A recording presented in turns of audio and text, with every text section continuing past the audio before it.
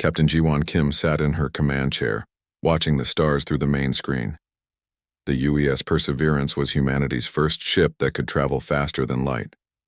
Today was supposed to be a simple test flight to Proxima Centauri and, in fact, nothing fancy, just proved the new quantum drive worked properly. "Drive status report," Jiwon called out. Chief Engineer Minho Park looked up from his console.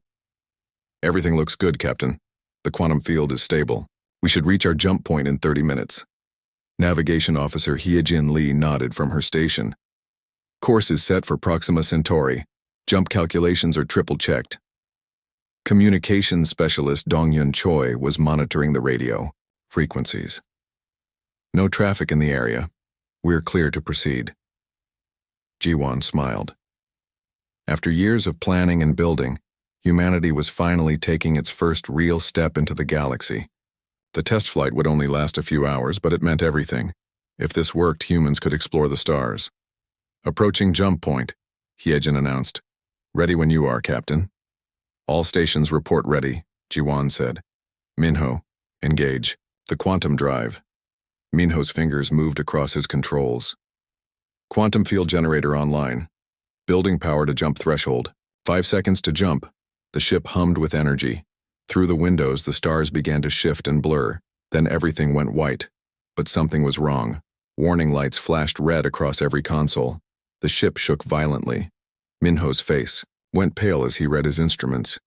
"Captain, the quantum field is unstable. Something's wrong with the drive." "What's happening?" Jiwon demanded. "I don't know. The field is expanding beyond normal parameters. We're not jumping to Proxima Centauri. We're going somewhere else." The shaking got worse. Hyejin grabbed her console to stay upright. "I'm reading massive gravitational distortions. We're being pulled off course."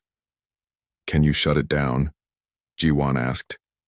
"I'm trying." Minho's hands flew over his controls. "The shutdown sequence isn't responding. We're locked into the jump." The white light grew brighter. The humming became a roar. Then suddenly, everything stopped. The Perseverance floated in space, but this wasn't the space they had left. Through the main screen, they saw something impossible. Massive ships moved between huge space stations. But these weren't ships like humans built. They looked alive, like giant sea creatures swimming through the void. Their hulls pulsed with bioluminescent patterns. Tentacles and organic growths covered their surfaces. "Where are we?" Dongyun whispered. Hyejin checked her instruments. "I'm not reading any familiar stars. We're not in our local stellar group.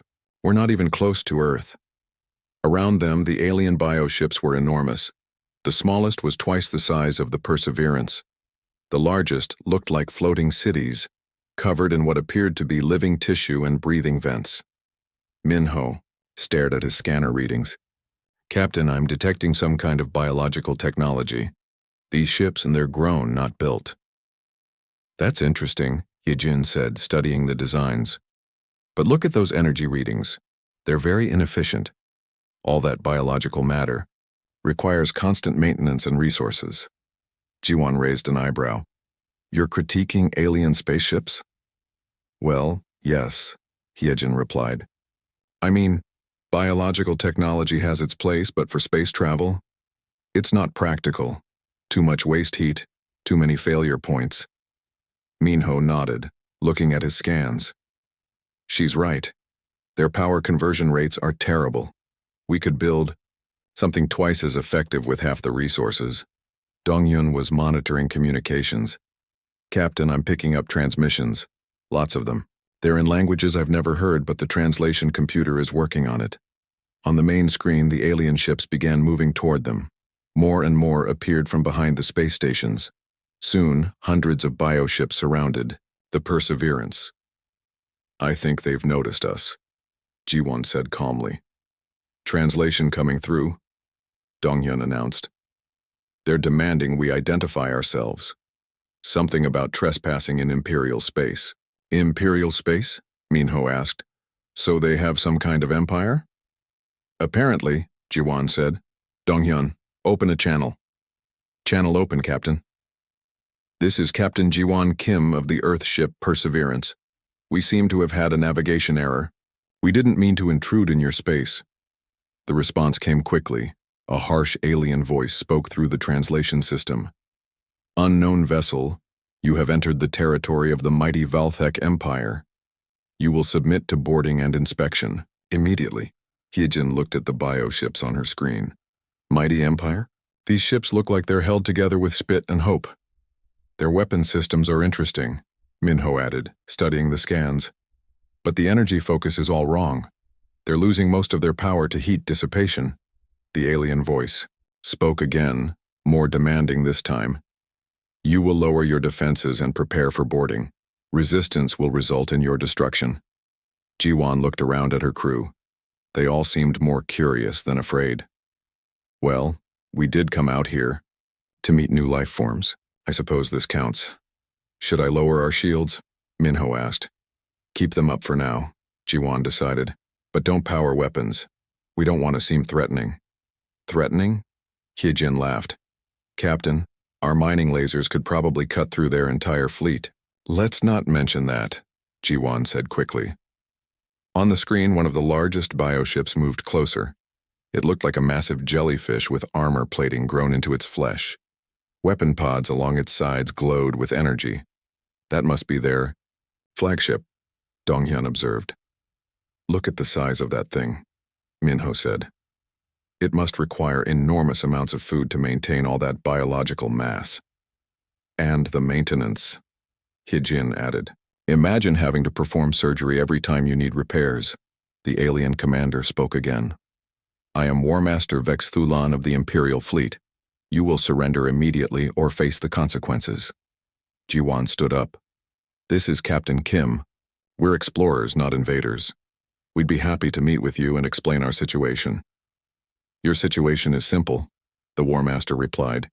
"You are now prisoners of the Valthek Empire. Your ship and crew belong to us." Minho shook his head. "They really think they can just claim ownership of people? That's not very advanced thinking." "Their whole social structure seems based on intimidation," Hyejin observed. "Not very efficient for a spacefaring civilization." Jiwon sighed. "Well, it looks like first contact isn't going as smoothly as we hoped. Should we try to run?" Donghyun asked. "Where would we go?" Jiwon replied. "We don't even know where we are. Besides, they might be more reasonable once we talk to them properly." The bioships moved into attack formation around the Perseverance. Weapon ports opened like blooming flowers. Energy crackled between organic capacitors. "They're preparing to fire," Minho reported. "Should I raise full shields?" "Do it," Jiwon ordered. "Captain," Hyejin said, studying the alien weapons, "I don't think we have anything to worry about. Their power output is impressive for biological technology, but it's still pretty primitive. Outside, 100 alien warships prepared to show these unknown intruders the might of the Valthek Empire. Inside the Perseverance, 4 humans watched with scientific curiosity, completely unaware that they had just wandered into the territory of the most feared military force in the galaxy. And they were not impressed. The boarding pod attached to the Perseverance with a wet, squelching sound. Through the hull cameras, the crew watched as organic tendrils spread across their airlock, sealing the connection. "That's actually quite clever," Minho said, watching. "The biological sealing process. Though I imagine it's hard to clean afterward." "Incoming transmission," Donghyun reported. "They want us to open the airlock." Captain Jiwon nodded. "Do it, let's meet our new neighbors." The airlock cycled open, and the aliens stepped aboard. The crew of the Perseverance got their first close look at the Valthek Empire. The aliens were tall and thin, with gray-green skin that glistened with moisture. They wore what looked like living armor that pulsed and moved on its own. Their leader had more elaborate organic decorations growing from his suit. "I am High Inquisitor Morgathan," the lead alien announced through a translation device that looked like a small creature clinging to his throat. "You are now prisoners of the Empire." "Nice to meet you," Jiwon said politely. "I'm Captain Kim. Welcome aboard our ship." Morgathan seemed surprised by her calm response. He gestured to his guards, who raised weapons that looked like they were part plant, part machine. "You do not seem to understand your situation," Morgathan said. "Your ship has entered Imperial space without permission. This is an act of war. Actually, it was an accident, Hyejin explained. Our navigation system malfunctioned during our first faster-than-light test. Impossible, Morgathan snapped. No species achieves interstellar travel without our knowledge. The Empire has conquered over 10,000 worlds. We would know of your existence. Jiwan raised an eyebrow. Only 10,000? We have individual planets with more cities than that. The aliens looked confused. One of the guards whispered something to Morgathan, who frowned. You dare mock the might of the Empire? He demanded. We're not mocking anyone, Minho said. We're just making observations. 10,000 worlds sounds like a lot of administrative overhead. How do you manage the logistics? Logistics? Morgathan repeated the word like it was foreign. You know, supply chains, communication networks, resource distribution, Hyejin added helpfully.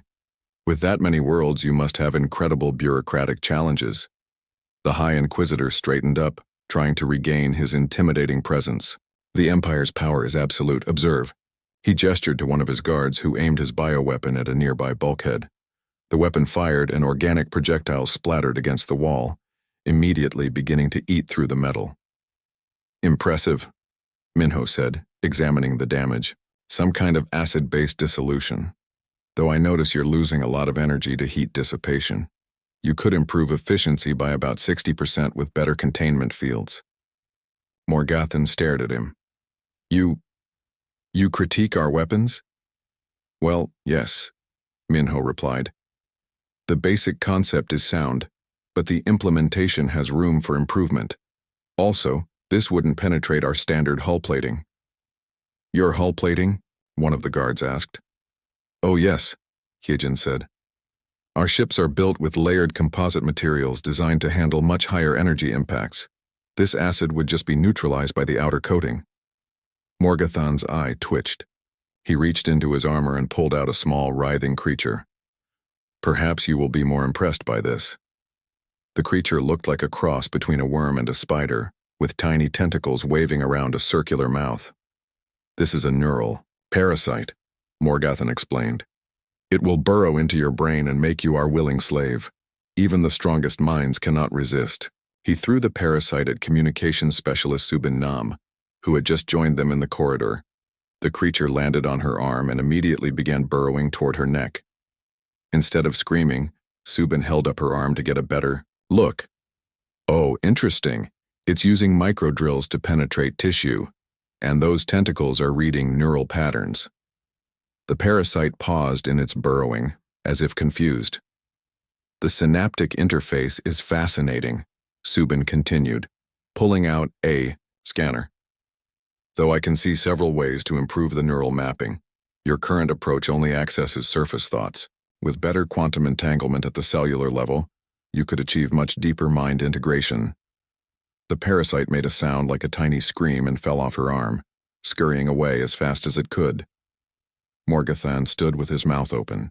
The parasite retreated. Poor little thing was probably overwhelmed, Subin said sympathetically. I was giving it quite a lot of technical feedback very quickly. They're not designed to process that much information at once. Your parasite control system needs work, Minho added. The biological component is too specialized. You need more adaptive programming. The High Inquisitor and his guards exchanged worried glances. This was not going according to plan. Perhaps, Morgathan said slowly, you would be impressed by our fleet's firepower. We saw your ships, Jiwan said. They're very artistic. The bioluminescent patterns are beautiful. Artistic? Morgathan repeated. The organic curves, the living texture, Hyejin added. It's like space sculpture. Not very practical for combat, but definitely impressive from an aesthetic standpoint. Not practical for combat? One of the guards sputtered. Our bioships have conquered countless civilizations.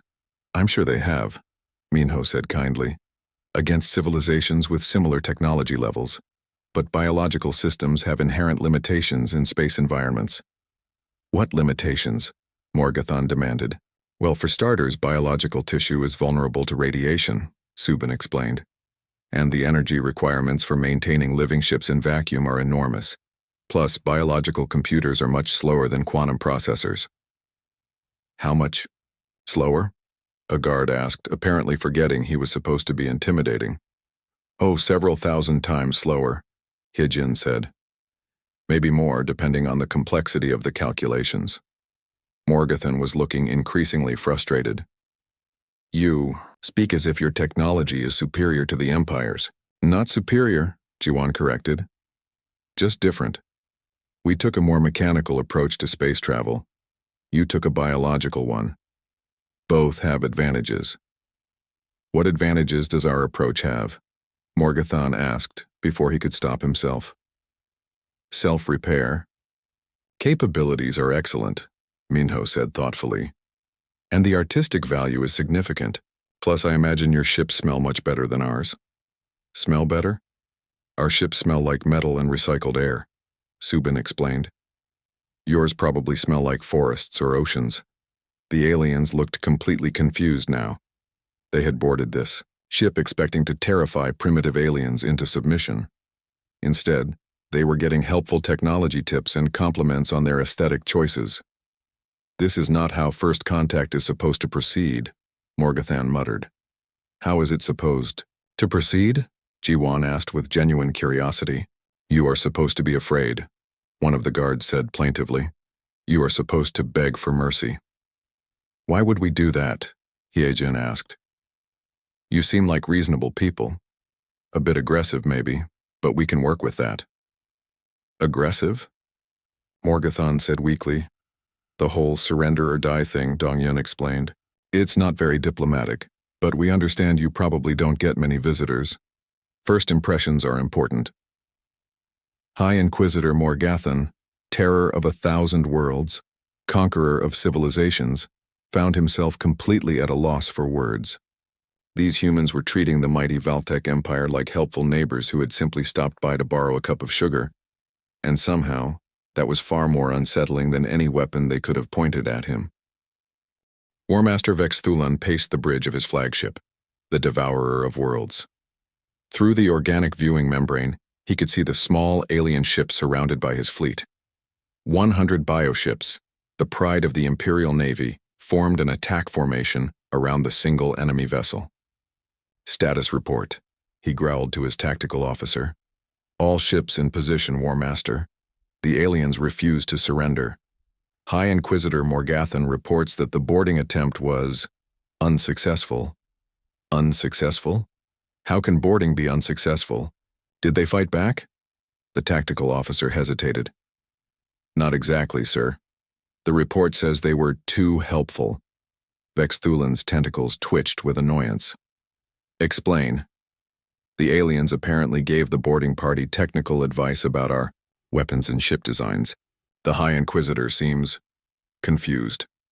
Confused? Vex Thulan roared. I don't want confusion, I want submission. On the human ship, Captain Jiwan watched the alien fleet positioning itself for attack. Minho, what's our defensive status? Shields are at full power, Chief Engineer Minho reported. Point defense systems are online. All systems nominal. They're really going to attack us, aren't they? Hyejin asked, studying the alien formation. Looks that way, Security Chief Jeho Shin said from his console. Though I have to say, their tactics are pretty outdated. Outdated how? Jiwan asked. They're bunching up in a tight formation, Jeho explained. That might work against ships with similar technology, but it makes them vulnerable to area effect weapons. Should we run? Dongyun suggested. Where would we go? Jiwan replied. Besides, maybe we can talk them out of this. Tactical Officer Yuna Bay looked up from her console. Captain, I've run some combat simulations based on their ship designs and weapon outputs. And? Well, Yuna said carefully, their weapons are essentially sophisticated stone tools compared to our technology. Our automated point defense could neutralize their entire fleet while we're having lunch. That seems excessive, Jiwan said. Let's see what they actually do before we make any decisions. On the Devourer of Worlds, War Master Vex Thulan gave the order. All ships open fire. Show these aliens the power of the Empire. 100 bioships opened fire simultaneously.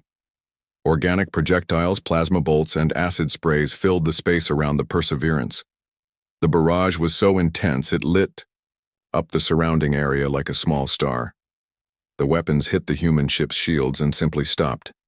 The energy dissipated harmlessly across the defensive barrier. The shield didn't even flicker. Inside the Perseverance, the crew felt nothing. Did they start shooting? Minho asked, checking his instruments. I think so, Yuna replied. I'm reading multiple impacts on our shields, but the power levels are so low the computer registered them as cosmic dust. Cosmic dust? Jae-ho laughed. That's their devastating attack? Jiwan opened a communication channel. War Master Vex Thulin, this is Captain Kim. You might want to cease fire. You're not going to hurt us, and you're probably wasting a lot of ammunition. Vex Thulin stared at his tactical display in disbelief. His most powerful weapons were having no effect whatsoever on the alien ship. Impossible, he snarled. Nothing can withstand the combined firepower of the Imperial fleet. Increase power, he ordered. All ships, maximum intensity. The bioships glowed brighter as they poured more energy into their weapons. The space around the Perseverance became a storm of destructive force. Weapons that could destroy planets hammered against the human ship's defenses. The shields absorbed everything without any visible effect. They're really trying hard, Hyejin observed. I almost feel bad for them. Should I return fire? Jae-ho asked. Though I should mention, our mining lasers would probably be overkill against those ships. Mining lasers? Jiwan asked. Well, they're designed to cut through asteroids, Jae-ho explained. These bioships look like they have about the same structural integrity as space rock. Let's not hurt anyone, Jiwan decided. Maybe we can reason with them. Vex Thulin was growing desperate. Nothing in his military experience had prepared him for an enemy that simply ignored his attacks. Ram them, he ordered. All ships, ramming speed. The bioships surged forward, their living hulls glowing with bioluminescent battle patterns. The Devourer of Worlds led the charge, its massive bulk aimed directly at the small human vessel. They're trying to ram us, Yuna reported. Let them, Jiwan said. Our inertial dampeners can handle it. The Devourer of Worlds, a ship the size of a small moon, slammed into the Perseverance at full speed. The impact was tremendous, shaking the entire alien fleet and sending shockwaves through nearby space. The human ship didn't budge. Inside the Perseverance, the crew felt a slight vibration, like someone tapping on the hull. Was that the ramming attack? Donghyun asked. I think so, Minho said, checking his readings. The impact barely registered on our sensors. Outside, the Devourer of Worlds rebounded from the collision, its biohull cracked and bleeding. Emergency repair organisms swarmed over the damage, trying to seal the wounds. Minho opened a channel to the alien flagship. Hey, you might want to check your structural integrity after that impact. I'm reading some concerning stress fractures in your vessel's cartilage framework. On the Devourer's bridge, Vex Thulin stared at the damage report streaming in. His flagship, which had never been defeated in battle, had nearly destroyed itself trying to ram a ship 1/100th its size. War Master, his tactical officer said, quietly. Perhaps we should reconsider our approach. What do you mean? Vex Thulin demanded. Sir, our weapons are completely ineffective. Our ramming attack injured us more than them, and they seem genuinely concerned about our welfare. As if to prove the point, another transmission came from the human ship. War Master Vex Thulin, this is Captain Kim again. Our engineer is worried about the damage to your ship. Would you like us to send over some repair specifications? We have some ideas that might help with your structural integrity problems. Vex Thulin's officers looked at him expectantly. Around them, the 100 ships of the Imperial fleet floated helplessly, their most powerful attacks having failed completely. They want to help us repair our ships? Vex Thulin asked weakly. It appears so, sir. The War Master, conqueror of star systems, destroyer of civilizations, found himself facing an unprecedented situation. He had just thrown everything he had at a single enemy ship, and they wanted to help him fix the damage.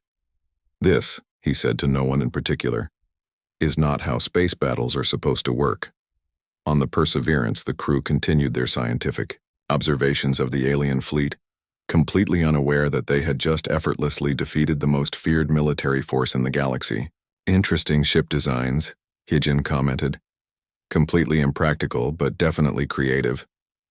I wonder if they'd be willing to share some technical data, Minho added. I'd love to study their biological engineering techniques. Captain Jiwan smiled. Well, we did come out here to make first contact. This is certainly turning out to be educational. The emergency session of the High Council had been going on for 6 hours. Emperor Drakmor sat on his living throne, which pulsed nervously in response to his stress levels. Around the great chamber, representatives from across the Valthek Empire argued and panicked in equal measure. The reports must be wrong, declared Admiral Kethvar, commander of the Third Fleet. No single ship could withstand the combined firepower of War Master Vexithulin's entire battle group. The reports have been verified, High Inquisitor Morgathan said wearily. I was there. I saw their technology with my own eyes. And what did you see? Emperor Drakmor asked. Morgathan hesitated. They were helpful, Your Majesty. Helpful? They gave us advice on improving our weapons. They complimented our ship designs. They seemed genuinely concerned when our neural parasites became confused. The council chamber fell silent. Finally, Science Advisor Yalioth spoke up. Your Majesty, perhaps these beings are from the old legends, the ancients who seeded the galaxy with life. Or perhaps they are gods pretending to be mortals, suggested. Defense Minister Korthak Emperor Drakmor's throne shifted uncomfortably. What are our options? We could deploy the planet Cracker, Admiral Kethvar suggested. Nothing has ever survived its primary weapon. Meanwhile, on the Perseverance, the human crew was having a much more relaxed discussion. I've cataloged 17 different types of biotechnology from their fleet, reported xenobiologist Seolgyo. The diversity is remarkable. Each ship seems to use different evolutionary approaches to the same engineering problems. It's like they're still experimenting, Engineer Tae Woo Han added. They haven't standardized their designs at all. Every ship is unique. That explains the maintenance overhead, Minho said. Every vessel requires specialized knowledge to repair.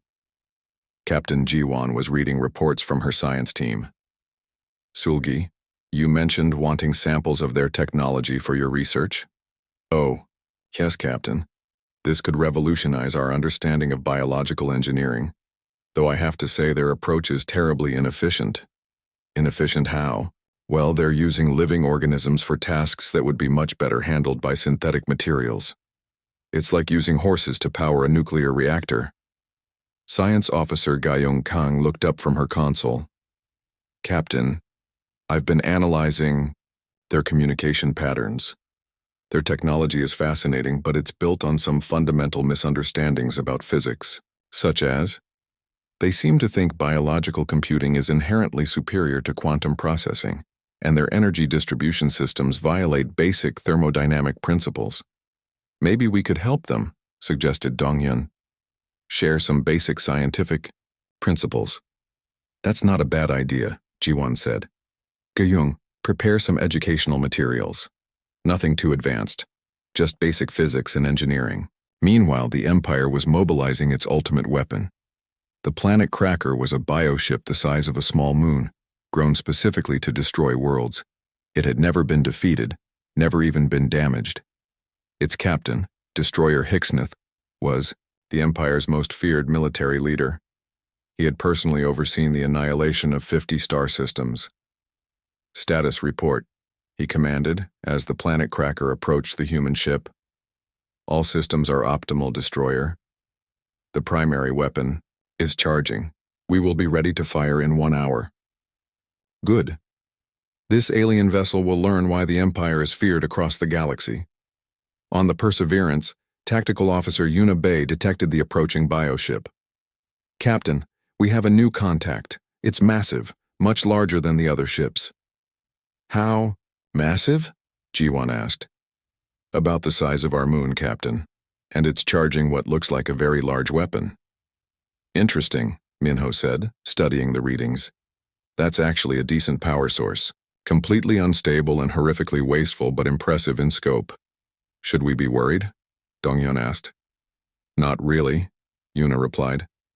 Our shields could absorb the energy output of a small star. This weapon is nowhere near that powerful. An hour later, the planet Cracker fired its ultimate weapon. A beam of pure destruction, capable of cracking planets in half, struck the Perseverance. The human ship absorbed the energy without any visible effect. Did they fire? Jiwan asked. Yes, Captain, Yuna confirmed. Massive energy discharge. Our shields absorbed it completely. Engineer Taiwu Han was studying the readings with interest. Captain, this is fascinating. They're using biological plasma generation on a macro scale. The engineering is impressive even if the execution is flawed. Flawed how? Sulgi asked. Well, they're losing about 80% of their energy to heat dissipation and structural stress. We could probably refine the process and make it 10 times more efficient. Science Officer Gayung was already preparing her educational broadcasts. I think I'll start with basic thermodynamics, she said. They clearly need help with energy conservation principles. She began transmitting to the alien fleet. The first lesson was titled, Why Biological Computing Will Always Be Slower Than Quantum Processors. The second was Stellar Engineering, for beginners. On the planet Cracker, Destroyer Hicksoneth stared at his weapon readings in disbelief. His ultimate weapon had done absolutely nothing to the alien ship. Then the educational broadcasts started arriving. Sir, his communications officer reported, the aliens are sending us learning materials. Learning materials? Physics lessons, engineering tutorials, basic scientific principles. They seem to think we need education.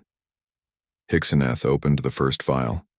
It was a simple explanation of energy conservation, complete with helpful diagrams and examples. They're teaching us physics, he said weakly.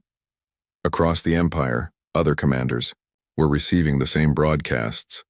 The lessons were clear, helpful, and explained fundamental principles that the Empire's scientists had never fully understood. The aliens weren't trying to conquer or destroy them. They were trying to help them learn. Emperor Drakmor received the reports with growing confusion. They defeated our ultimate weapon and then sent us homework. The educational materials are quite comprehensive, Your Majesty, Science Advisor Yalath reported. Our best scientists are studying them now. And? Well, sir, the aliens appear to be correct about everything. Our technology is indeed terribly inefficient. We've been making basic mistakes for thousands of years. High Inquisitor Morgathan spoke up. Your Majesty, I believe these beings view us as students. Students. They seem to think we're an underdeveloped civilization that needs guidance. They're treating the mighty Valthek Empire like a classroom full of children. Emperor Drakmor's throne pulsed with agitation. In the space of a single day, the Empire had been revealed as technologically primitive, militarily helpless, and apparently in need of basic education. And the worst part was, the aliens were right about everything. What do we do now? He asked. I suggest we listen to their lessons, Morgathan said quietly. Because I think we have a lot to learn. On the Perseverance, Captain Jiwan was reviewing the day's events. Well, this certainly didn't go as planned. The first day of school never does, Gayung said cheerfully, preparing the next set of educational broadcasts. First day of school? Jiwan asked. That's essentially what this is, Captain. We're teaching an entire galactic civilization how to science properly. Jiwan smiled. I suppose there are worse ways to make first contact. 3 days after the failed attack, Emperor Drakmor found himself in the unprecedented position of requesting a diplomatic meeting with beings who had effortlessly defeated his empire's greatest weapons. The meeting took place on a neutral space station, hastily grown by Imperial bioengineers specifically for the occasion. Captain Jiwan arrived with a small diplomatic team, including anthropologist Minseok Lim and social coordinator Inha Park. The aliens had prepared an elaborate ceremony involving bioluminescent displays and ceremonial offerings of rare organic compounds. This is quite beautiful, Inha said, admiring the living decorations that pulsed with rainbow colors. Though I imagine it takes a lot of energy to maintain. Emperor Drakmor, resplendent in his ceremonial bioarmor, stepped forward. I am Drakmor, Emperor of the Valthek, ruler of 10,000 worlds, commander of infinite fleets. Nice to meet you, Jiwan replied simply. I'm Captain Kim. This is Dr. Lim and Ms. Park. The Emperor paused, clearly expecting a more elaborate response. You do not prostrate yourselves before Imperial Majesty? Should we? Inha asked with genuine curiosity. Is that a cultural requirement? We don't want to be rude. It is traditional, the Emperor said uncertainly. We'll make a note of that for next time, Minseok said, pulling out a tablet. I'm documenting your cultural practices for our anthropological records. Anthropological records? Dr. Lim studies different civilizations, Jiwan explained. He's fascinated by how your society developed.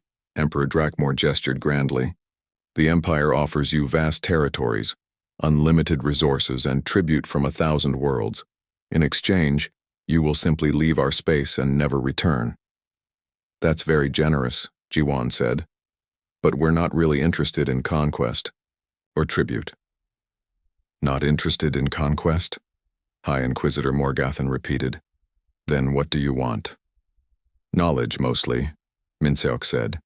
Your civilization is fascinating from a sociological perspective. How did you manage to build an interstellar empire with such inefficient technology? Inefficient? The Emperor sputtered. Oh yes, Inha added helpfully. Your entire social structure is based on fear and intimidation. That's incredibly wasteful from an organizational standpoint. Fear and intimidation are the foundations of order, Defense Minister Korthak declared. Actually, they're terrible for productivity, Inha explained. Fear suppresses creativity and innovation. Intimidation reduces communication efficiency. You'd get much better results with cooperative leadership models. Dr. Minseok was taking notes rapidly. This is remarkable. You've built a galactic civilization despite having fundamentally counterproductive social systems. Counterproductive? Emperor Drakmor asked weakly. Well, yes, Minseok said. Fear-based hierarchies are excellent for short-term compliance, but they're terrible for long-term technological development. Most civilizations abandon them once they reach industrial levels. What do you suggest instead? Science advisor Yaloth asked, apparently forgetting that he was supposed to be intimidating these aliens. Collaborative governance, merit-based. Advancement, open communication channels, Inha listed. Basic management principles. We could send you some literature on organizational theory, Minseok offered. There are some excellent papers on transitioning from authoritarian to cooperative systems. Meanwhile, back on the Perseverance, other crew members were having their own cultural exchanges. Young aliens from various ships had begun requesting permission to visit the human vessel, claiming they wanted to study proper engineering. Engineer Tae-Woo Han found himself teaching basic physics to a group of alien students who had never been exposed to concepts like thermodynamic efficiency or structural optimization. Your bioships are beautiful, one young alien named Kekstari said, but they waste so much energy. Could we really make them better? Absolutely, Tae-Woo replied. Here, let me show you some basic principles. He pulled up a holographic display showing energy flow through a biological system. See how your current design loses energy at every conversion step? With better engineering, you could improve efficiency by orders of magnitude. Orders of magnitude? Another student asked. Hundreds or thousands of times better, Tae-Woo explained. You're using biological systems for tasks that would be much better handled by synthetic materials. Dr. So-Young Jung, the ship's sociologist, was documenting these interactions for her research. She published a paper titled Convergent Evolution in Galactic Civilizations, How Fear-Based Hierarchies Limit Technological Development.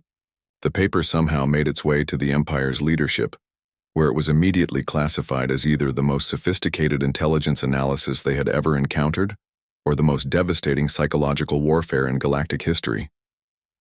They understand our entire civilization better than we do, Emperor Drakmor said after reading the paper. How is this possible?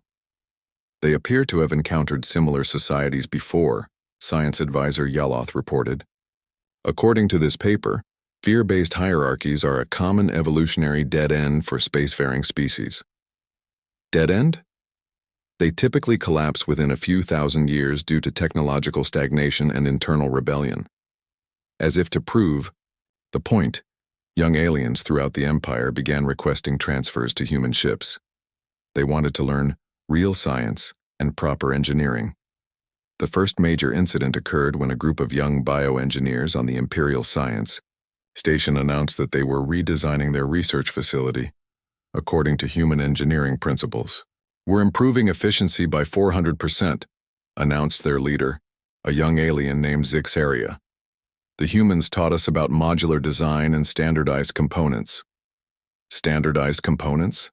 the station commander asked in horror. "But standardization eliminates uniqueness. It also eliminates most maintenance problems and reduces construction time by 90%, Zixaria explained. "Plus, we can now share resources and knowledge between projects instead of starting from scratch every time." Similar reports came in from across the Empire. Young aliens were abandoning traditional biotechnology in favor of human-inspired synthetic designs. They were forming cooperative work groups instead of hierarchical command structures. They were asking questions instead of following orders blindly. Emperor Drakmor called another emergency council session. "We face the first internal rebellion in our empire's history," he announced. "It's not exactly a rebellion, Your Majesty," High Inquisitor Morgathan said carefully. "They're not fighting against us. They're just learning better ways to do things." "Better ways? The humans' methods are demonstrably superior, Your Majesty. Our young people see this and want to adopt their techniques. But if we adopt their techniques, what happens to our traditional ways? They become museum pieces," Science Advisor Yaloth said quietly. On the diplomatic station, Captain Jiwan was wrapping up the cultural exchange meeting. "This has been very educational," she told Emperor Drakmor. "Your civilization is quite unique." "Unique how?" the Emperor asked suspiciously. "Most species figure out basic thermodynamics before they achieve interstellar travel," Minsok explained. "You somehow managed to build a galactic empire despite never developing efficient energy systems. It's like building a house of cards in a hurricane. Is that good or bad?" Defense Minister Korthak asked. "It's impressive," Inha said diplomatically, "though I imagine it must be exhausting to maintain." "Very exhausting," Emperor Drakmor admitted without thinking. "Well, now you don't have to," Jiwan said cheerfully. "Your young people are already learning better methods. In a generation or two, your empire should be much more efficiently organized." Emperor Drakmor realized that the humans had just casually announced the end of his empire as he knew it. They were transforming the Valthek civilization simply by teaching their children better ways to think, and they were doing it with the same casual helpfulness that they had used to critique his weapons. "This is not conquest," he said slowly. "Of course not," Jiwan replied. "It's education." "Education?